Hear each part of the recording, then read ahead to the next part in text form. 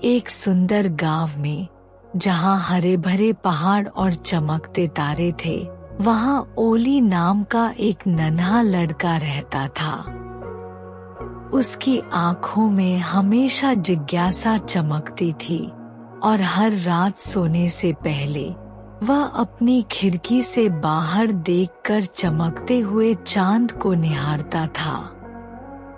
उसकी दादी अक्सर उसे एक रहस्यमयी कहानी सुनाती थी, चांद रखवाले मूंग की कहानी।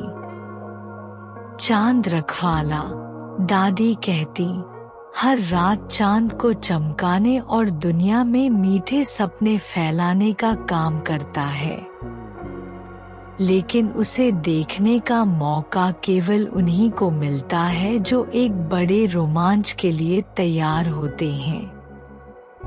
ओली हमेशा चांद रखवाले से मिलने का सपना देखता था, लेकिन जितनी बार उसने आकाश में झांका, उसे बस वही जाना पहचाना चांद दिखाई देता। पर फिर एक खास रात कुछ अलग हुआ। उस रात जब ओली सोने ही वाला था, तभी उसे अपने कमरे में एक हल्की सी संगीत जैसी आवाज सुनाई दी। यह हवा की सरसराहट नहीं थी, न ही झिंगुरों की चहचहाहट। यह कुछ और था, कुछ जादुई, आश्चर्य से भरा। वह खिड़की के पास गया और देखा, एक छोटी सी चांदनी से बनी नाव उसकी खिड़की के बाहर हवा में तैर रही थी। उस नाव में एक छोटी झिलमिलाती परी बैठी थी, जिसकी आंखें तारों की तरह चमक रही थी और जिसके सुनहरे पंख धुंधली रोशनी से बने थे। ओली, परी ने मुस्कुराकर कहा, मैं लूमा हूँ, चांद रखवाले की सहायक। चांद को तुम्हारी मदद चाहिए। ओली ने विस्मय से आंखें झपकाईं। मुझसे? लूमा ने सिर हिलाया। आज रात चांद की रोशनी मध्यम हो रही है, हमें इसकी चमक वापस लानी होगी। क्या तुम हमारी मदद करोगे?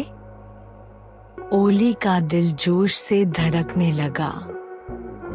उसने बिना सोचे कहा, हाँ। और फिर जादू हुआ। जैसे ही ओली नाव में बैठा, नाव तेजी से बादलों के पार उड़ने लगी। नीचे धरती छोटी होती गई और ऊपर आसमान में एक नया संसार खुलने लगा। चांद रखवाले का गुप्त बगीचा। ओली ने चारों ओर देखा। यह कोई साधारण जगह नहीं थी। यहाँ की जमीन चांदी जैसी चमक रही थी। बड़े बड़े जादुई फूल हल्की रोशनी में लहराते हुए धीरे धीरे फुसफुसा रहे थे और हवा में चमकते लालटेन तैर रहे थे। बीच में एक लंबा, दयालु दिखने वाला व्यक्ति खड़ा था, जिसकी सफेद झिलमिलाती दाढ़ी थी और आंखों में पूरे आकाश की चमक। स्वागत है, ओली, उन्होंने मुस्कुराते हुए कहा। मैं चांद रखवाला हूँ। ओली की आंखें आश्चर्य से फैल गईं। चांद की रोशनी क्यों कम हो रही है? चांद रखवाले ने पास के स्फटिक झील, क्रिस्टल पूल की ओर इशारा किया। ओली ने झील में झांका और देखा, चांद का प्रतिबिंब दिखाई दे रहा था, लेकिन उसके कुछ टुकड़े गायब थे।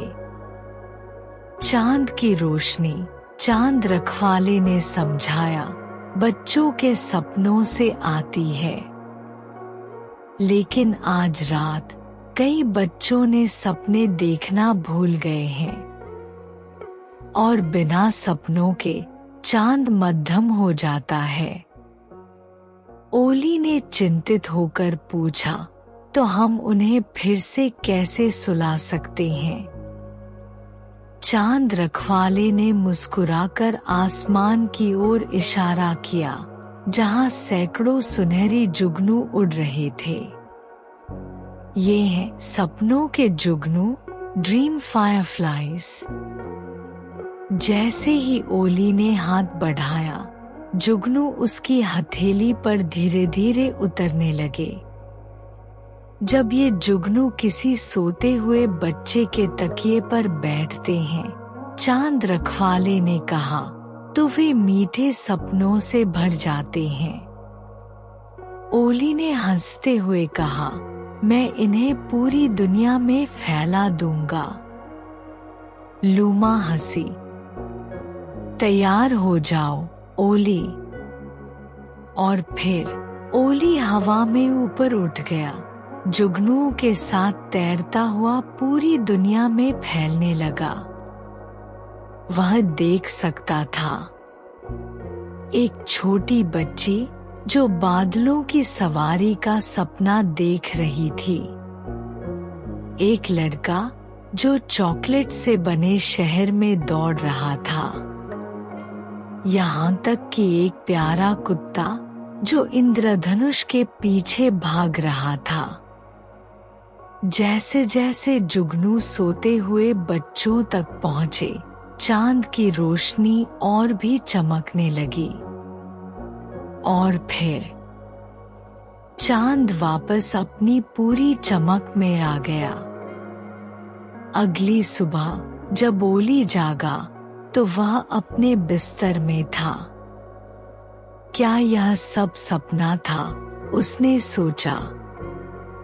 लेकिन फिर उसने अपने तकिए पर एक सुनहरा जुगनू बैठा देखा, जो हल्की सी रोशनी में चमक रहा था। ओली मुस्कुराया, अपनी आंखें बंद की और फिर से मीठे सपनों की दुनिया में चला गया। ऊपर आकाश में चांद रखवाला मुस्कुराया और धीरे से फुसफुसाया, सो जाओ नन्हे सपनों के राही, मैं हमेशा तुम्हारी नींद की रखवाली करूंगा।